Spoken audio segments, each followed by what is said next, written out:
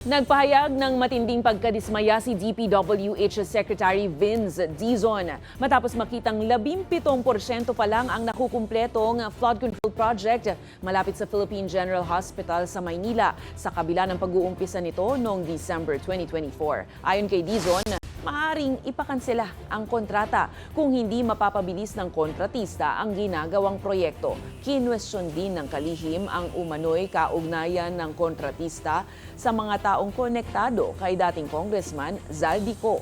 Giit ng kalihim, ang mga pasyente at ang publiko ang nagsasuffer dahil sa pagkaantala nito. Kapatid ni Zaldico. I think yun yung current vice governor ng Albat.